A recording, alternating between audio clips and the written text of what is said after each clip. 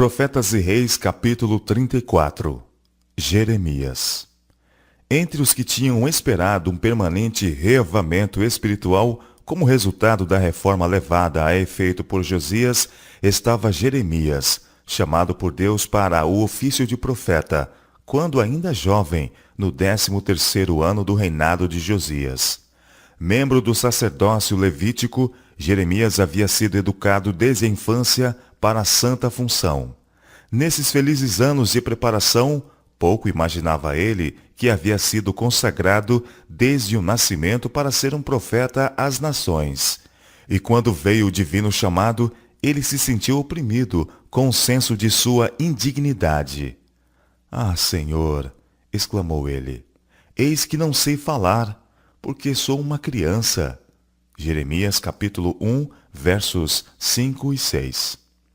Na juventude de Jeremias, Deus viu alguém que seria fiel a seu encargo e que permaneceria pelo direito contra a grande oposição.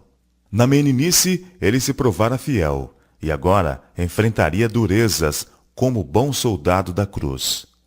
"Não digas, eu sou uma criança", ordenou o Senhor ao seu escolhido mensageiro, "porque aonde quer que eu te enviar, irás, e tudo quanto te mandar, dirás.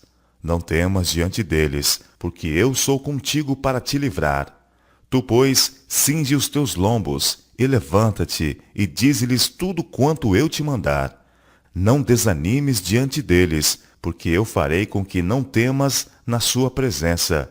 Porque eis que te ponho hoje por cidade forte, e por coluna de ferro, e por muros de bronze, contra toda a terra, contra os reis de Judá, contra os seus príncipes, contra os seus sacerdotes e contra o povo da terra, e pelejarão contra ti, mas não prevalecerão contra ti, porque eu sou contigo para te livrar." Jeremias capítulo 1, versos 7, 8 e versos 17 a 19. Por 40 anos, Jeremias devia estar diante da nação como testemunha da verdade e da justiça. Num tempo de apostasia sem paralelo, devia ele exemplificar na vida e no caráter e adoração do verdadeiro Deus. Durante o terrível cerco de Jerusalém, ele seria o porta-voz de Jeová. Prediria a queda da casa de Davi e a destruição do belo templo construído por Salomão. E quando aprisionado por causa de suas destemerosas afirmações, devia ainda falar contra o pecado nos altos. Desprezado, odiado, rejeitado dos homens, havia ele de finalmente testemunhar o cumprimento literal de suas próprias profecias de iminente condenação e partilhar da tristeza e dor que se seguiriam à destruição da cidade condenada. Todavia, em meio à ruína geral, porque estava passando rapidamente a nação, muitas vezes foi permitido a Jeremias olhar para além das desoladoras cenas do presente às gloriosas perspectivas do futuro, quando o povo de Deus seria resgatado da terra do inimigo e novamente plantado em Sião. Ele previu o tempo em que o Senhor haveria de renovar sua relação de concerto com eles. A sua alma será como um jardim regado, e nunca mais andarão tristes. Jeremias capítulo 31, verso 12. Com respeito ao seu chamado para a missão profética, o profeta Jeremias escreveu: "Estendeu o Senhor a sua mão, e tocou-me na boca, e disse-me: Eis que ponho as minhas palavras na tua boca. Olha, ponho-te neste dia sobre as nações e sobre os reinos, para arrancares e para derribares, e para destruíres, e para arruinares, e também para edificares e para plantares." Jeremias capítulo 1, versos 9 e 10. Graças a Deus pelas palavras "para edificares e para plantares." Por essas palavras foi assegurado a Jeremias o propósito do Senhor de restaurar e sarar. Severas eram as mensagens a serem levadas nos anos que se seguiriam. Profecias de iminentes juízos a sobrevir deviam ser apresentadas com destemor. Das planícies de Sinear devia sobrevir o mal sobre todos os habitantes da terra. "Eu pronunciarei contra eles os meus juízos", o Senhor declarou, "por causa de toda a sua malícia, pois me deixaram a mim. Jeremias capítulo 1, versos 14 e 16. Mas o profeta devia fazer acompanhar essas mensagens da segurança de perdão a todos os que tornassem de suas más obras. Como um sábio mestre construtor, Jeremias procurou no início mesmo de sua atividade encorajar os homens de Judá a assentar os fundamentos de sua vida espiritual de maneira ampla e profunda, praticando obras completas de arrependimento. De longa data, vinham eles construindo com material a que o apóstolo São Paulo assemelhou a madeira, feno e palha, e por Jeremias mesmo comparado à escória. Prata rejeitada lhe chamarão, declarou ele da nação impenitente, porque o Senhor os rejeitou. Jeremias capítulo 6, verso 30. Agora eram eles animados a construir sabiamente e para a eternidade, lançando fora o refúgio da apostasia e da incredulidade, usando como fundamento material o puro ouro, a prata refinada, as pedras preciosas, fé, obediência e boas obras, unicamente aceitáveis à vista de um Deus santo. Por intermédio de Jeremias, a palavra do Senhor a seu povo foi: Volta, ó rebelde Israel, e não farei cair a minha ira sobre vós, porque benigno sou, diz o Senhor, e não conservarei para sempre a minha ira. Somente reconhece a sua iniquidade, que contra o Senhor teu Deus transgrediste. Convertei-vos, ó filhos rebeldes, diz o Senhor, porque eu vos desposarei. Pai, me chamarás, e de mim te não desviarás.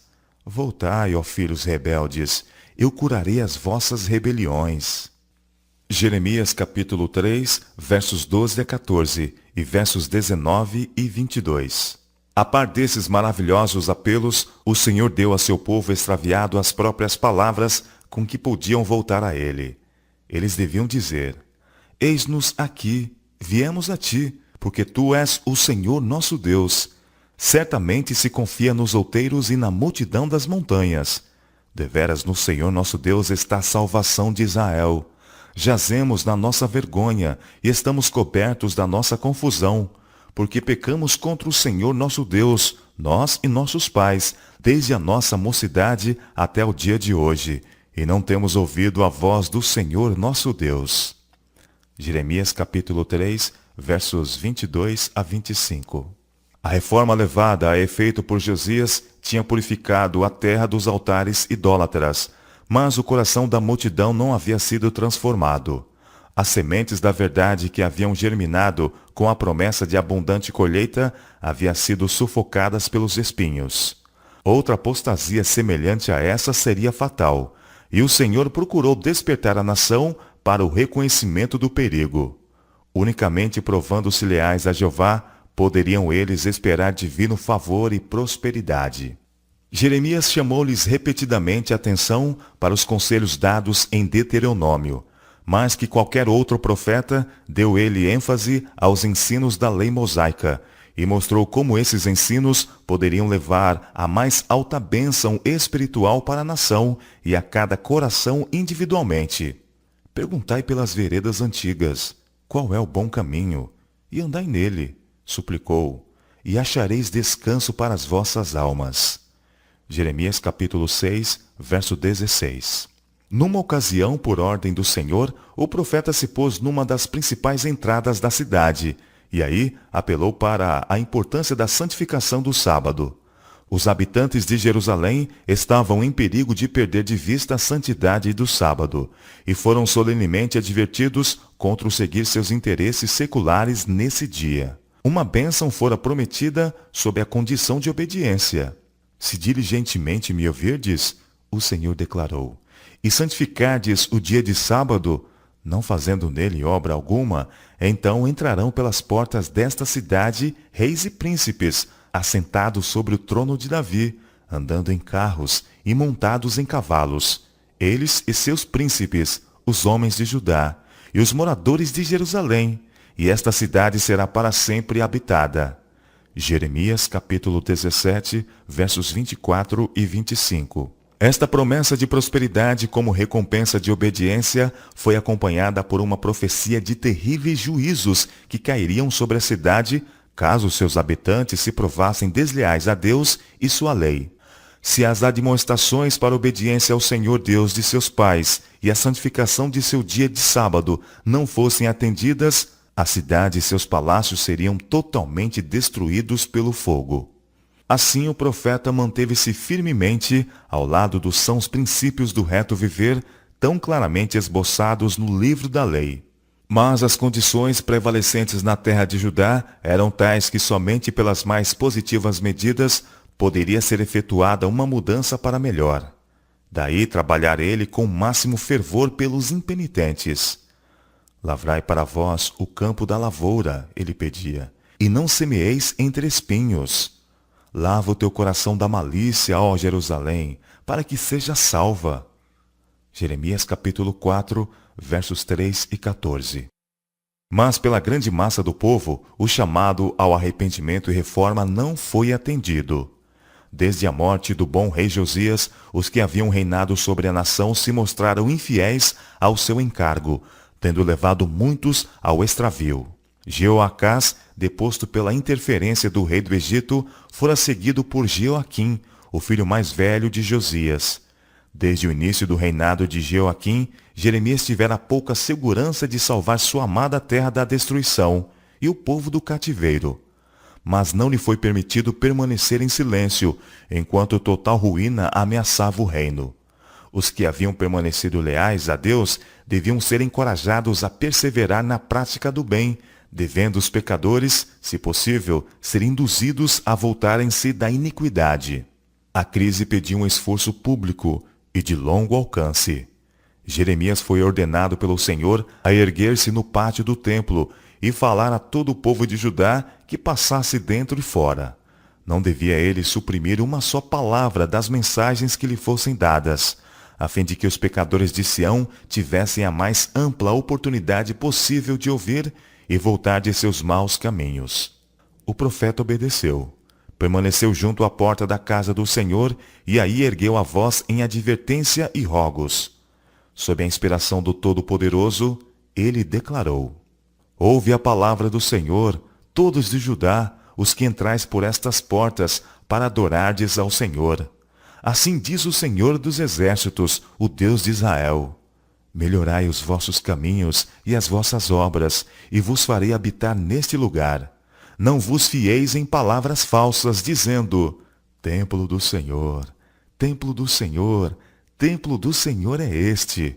Mas, se deveras melhorardes os vossos caminhos e as vossas obras, se deveras fizerdes juízos entre um homem e entre o seu companheiro, se não oprimirdes o estrangeiro e o órfão e a viúva, nem derramardes sangue inocente nesse lugar, nem andardes após outros deuses para vosso próprio mal, eu vos farei habitar neste lugar, na terra que dei a vossos pais, de século em século. Jeremias capítulo 7, versos 2 a 7. O pesar do Senhor, por ter de castigar, está aqui vividamente demonstrado. Ele retém os seus juízos para que possa pleitear com os impenitentes. Aquele que exercita a beneficência, juízo e justiça na terra, apiada-se de seus filhos errantes. Por todas as maneiras possíveis, busca ensinar-lhes o caminho da vida eterna. Ele tirara os israelitas do cativeiro para que lhe pudessem servir a ele, o único Deus vivo e verdadeiro. Embora eles tivessem andado longo tempo na idolatria, menosprezando suas advertências, ele contudo declarara sua disposição de procrastinar o castigo, concedendo ainda outra oportunidade para arrependimento. Ele deixa claro o fato de que somente mediante a mais integral reforma do coração poderia a condenação impendente ser evitada. Em vão seria a confiança que depositassem no templo e seus serviços. Ritos e cerimônias não podiam expiar o pecado. Embora declarassem ser o escolhido povo de Deus, unicamente a reforma do coração e dos atos da vida o salvaria dos inevitáveis resultados da continuada transgressão. Assim foi que nas cidades de Judá e nas ruas de Jerusalém, a mensagem de Jeremias a Judá foi: Ouve as palavras deste concerto, os claros preceitos de Jeová como registrados nas Sagradas Escrituras, e cumpre-as. Jeremias capítulo 11, verso 6. E esta é a mensagem que ele proclamou ao estar nos pátios do templo no início do reinado de Jeoaquim. A experiência de Israel, desde os dias do Êxodo, foi ligeiramente revivida. O concerto de Deus com eles tinha sido: dai ouvidos à minha voz, e eu serei o vosso Deus, e vós sereis o meu povo, e andai em todo o caminho que eu vos mandar, para que vos vá bem. Aberta e repetidamente havia este concerto sido quebrado. A nação escolhida tinha andado nos seus próprios conselhos, no propósito do seu coração malvado, e andaram para trás, e não para diante. Jeremias capítulo 7, versos 23 e 24. Por que, o Senhor inquiriu, se desvia esse povo de Jerusalém com uma apostasia contínua? Jeremias capítulo 8, verso 5. Na linguagem do profeta, era porque eles não haviam obedecido à voz do Senhor seu Deus e tinham recusado a ser corrigidos. Já pereceu a verdade, lamentou ele, e se arrancou da sua boca. Até a cegonha no céu conhece os seus tempos determinados, e a rola, e o grou, e a andorinha observam o tempo de sua arribação. Mas o meu povo não conhece o juízo do Senhor. Porventura, por estas coisas não os visitaria? Diz o Senhor, ou não se vingaria a minha alma de gente como esta? Jeremias capítulo 7, versos 28, capítulo 8, verso 7 e capítulo 9, verso 9. Chegara o tempo para profundo exame de coração. Enquanto Josias tinha sido seu rei, o povo tivera alguma base para a esperança. Mas ele não podia mais interceder em seu benefício, pois havia caído em batalha. Os pecados da nação eram tais que o tempo para a intercessão quase se escoara de todo. Ainda que Moisés e Samuel se pusessem diante de mim, o Senhor declarou, não seria minha alma com este povo. Lança-os de diante de minha face e saiam. E será que quando te disserem, para onde iremos? Dir-lhe-ás, os que para a morte, e os que para a espada, e os que para a fome, e os que para o cativeiro, para o cativeiro. Jeremias capítulo 15, versos 1 e 2. Uma recusa de ouvir o convite de misericórdia que Deus estava agora oferecendo atrairia sobre a impenitente nação os juízos que haviam caído sobre o reino do norte de Israel havia mais de um século antes. A mensagem a eles agora era: se não me derdes ouvidos para andardes na minha lei, que pus diante de vós, para que ouvisseis as palavras dos meus servos, os profetas, que eu vos envio, madrugando e enviando, mas não ouvistes. Então farei que esta casa seja como Siló, e farei desta cidade uma maldição para todas as nações da terra. Jeremias capítulo 26, versos 4 e 6. Os que estavam no pátio do templo, ouvindo o discurso de Jeremias, compreenderam claramente esta referência a Siló e aos tempos dos dias de Eli, quando os filisteus derrotaram a Israel e levaram a arca do testemunho. O pecado de Eli tinha consistido em passar por alto a iniquidade de seus filhos no sagrado ofício, bem como sobre os males prevalecentes através da terra. Sua negligência em corrigir esses males tinha traído sobre Israel terrível calamidade. Seus filhos tinham sido mortos em combate. O próprio Eli perdeu a vida. A arca de Deus tinha sido levada da terra de Israel. 30.000 do povo haviam sido mortos. Tudo por se haver permitido que o pecado florescesse desembaraçada e livremente. Israel havia pensado em vão que, não obstante suas pecaminosas práticas, a presença da arca assegurar-lhes-ia a vitória sobre os filisteus.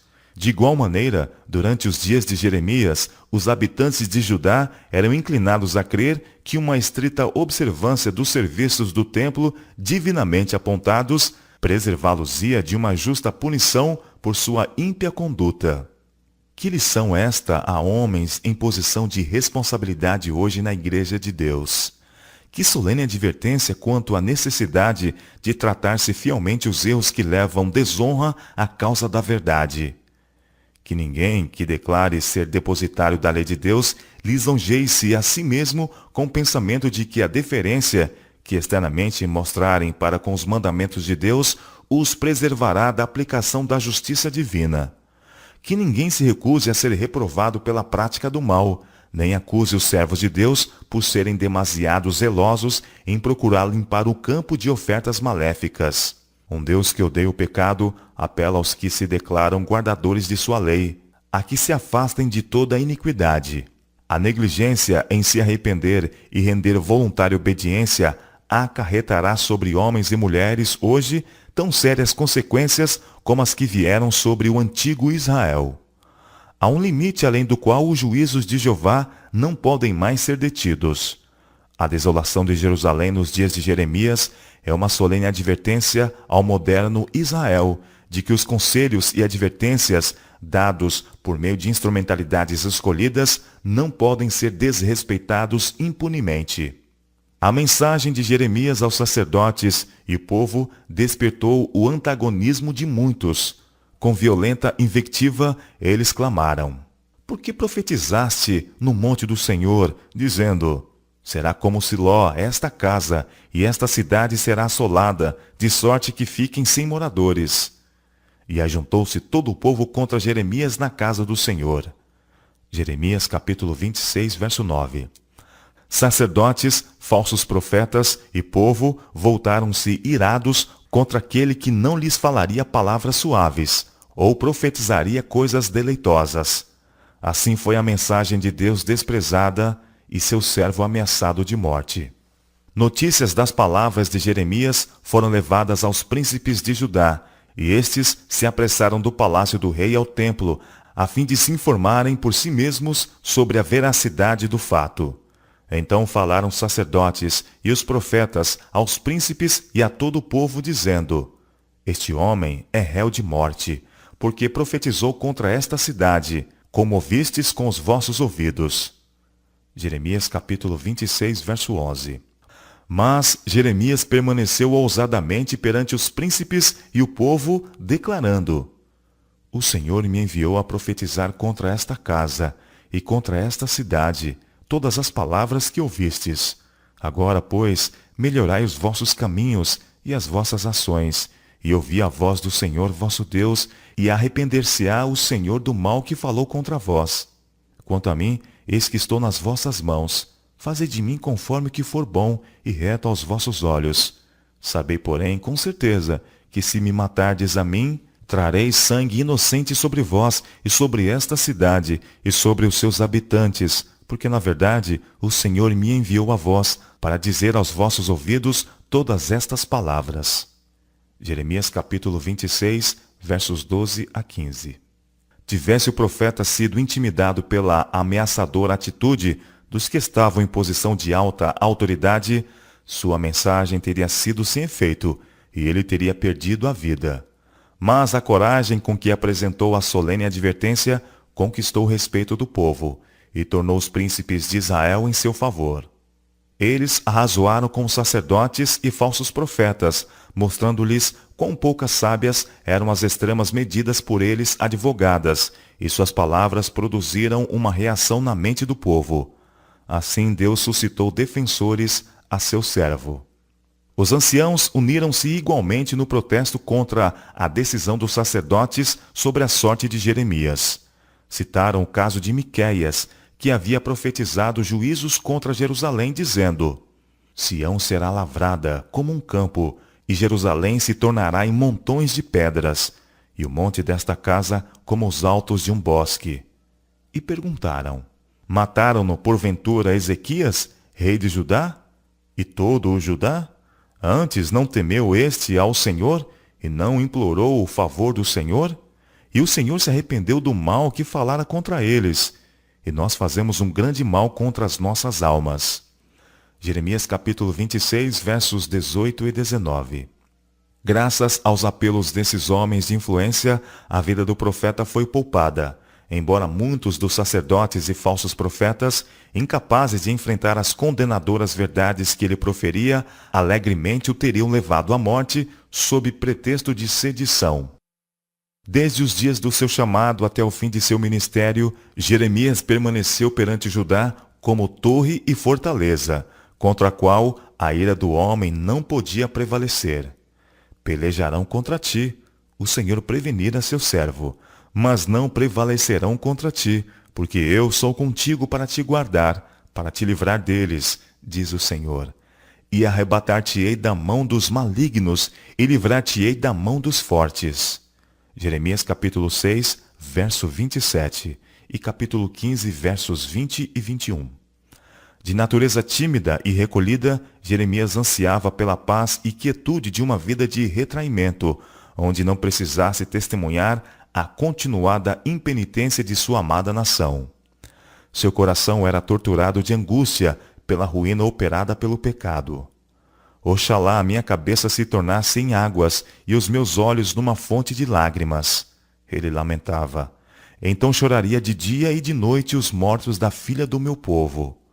Oxalá tivesse no deserto uma estalagem de caminhantes, então deixaria o meu povo e me apartaria dele. Jeremias capítulo 9, versos 1 e 2. Cruéis eram os motejos que ele fora chamado a suportar. Sua alma sensível era lanceada impiedosamente pela seta do escárnio, desferidas contra ele por aqueles que lhe desprezavam as mensagens e consideravam levianamente o peso que ele sentia pela conversão deles. Fui feito um objeto de escárnio para todo o meu povo, e a sua canção todo dia, declarou ele. Sirvo de escárnio todo dia, cada um deles zomba de mim. Todos os que têm paz comigo aguardam o meu manquejar, dizendo: bem pode ser que se deixe persuadir. Então prevaleceremos contra ele e nos vingaremos dele. Lamentações capítulo 3, verso 14 e Jeremias capítulo 20, versos 7 e 10. Mas o fiel profeta era diariamente fortalecido para resistir. Mas o Senhor está comigo como um valente terrível. Ele declarou com fé. Por isso tropeçarão os meus perseguidores e não prevalecerão. Ficarão muito confundidos, como se não houveram prudentemente, terão uma confusão perpétua que nunca se esquecerá. Cantai ao Senhor, louvai ao Senhor, pois livrou a alma do necessitado da mão dos malfeitores. Jeremias capítulo 20, versos 11 e 13. As experiências pelas quais Jeremias passou nos dias de sua juventude e também nos posteriores anos de seu ministério, ensinaram-lhe a lição de que não é do homem o seu caminho, nem do homem que caminha o dirigir os seus passos. Ele aprendeu a orar.